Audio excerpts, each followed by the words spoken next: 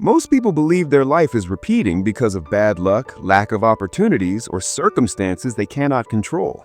They wake up every day hoping something will change, yet months pass, years pass, and somehow they find themselves in the same emotional place, the same financial place, the same mental struggles, asking the same question again and again. Why does my life feel stuck on repeat? What makes this even more frustrating is that you're not careless, you're not asleep, and you're not avoiding growth on purpose. You try, you think, you plan, and yet the pattern stays the same. The uncomfortable truth is this: your life is not repeating because of what you do once in a while. It's repeating because of who your brain believes you are. Long before you consciously decided what kind of future you want, your mind quietly decided what kind of identity feels safe. And once an identity feels safe, the brain protects it at all costs, even if that identity is limiting, painful, or outdated. The human brain is wired for survival before growth, and survival means familiarity.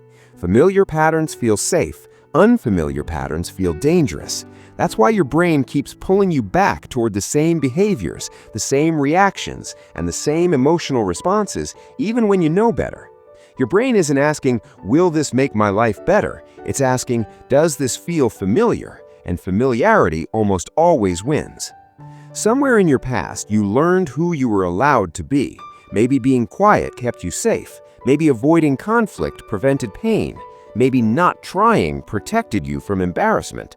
Maybe staying small kept expectations low. These lessons weren't taught in words, they were taught through experience, and experience shapes identity far deeper than motivation ever could. Once identity forms, behavior follows automatically.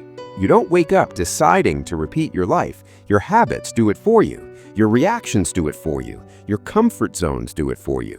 Because these patterns feel normal, you call them personality, saying things like, "That's just how I am," without realizing it's often just a survival pattern you never updated. This is why change feels exhausting, not because change is hard, but because change threatens identity. When you try something new, your brain senses danger, not physical danger, but identity danger. So it pulls you back using fear, doubt, procrastination, distraction, or exhaustion. Over time, this creates a silent loop. You want more, but act the same. You feel inspired, but return to comfort. You promise change, but default to routine.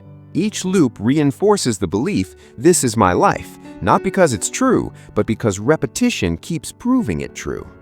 Your brain even gives you logical excuses. Now isn't the right time. I need more information. I'll start later. They sound responsible, but often they're just fear wearing a smart mask. That's why motivation fails. It tries to change behavior without changing identity. It's like pressing the gas while the brakes are still on.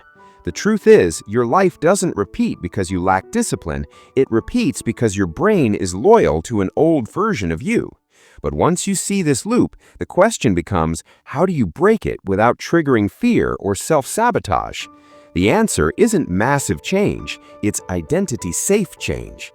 The first step is interrupting automatic behavior. The moment you notice an old reaction or excuse, you pause and say, this is the pattern. That awareness creates separation, and separation creates choice.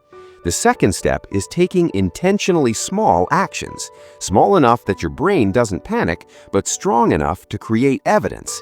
Every tiny action that contradicts your old identity sends a new signal to your brain. This is possible. Identity doesn't change through motivation, it changes through proof. The third step is tolerating discomfort without retreating.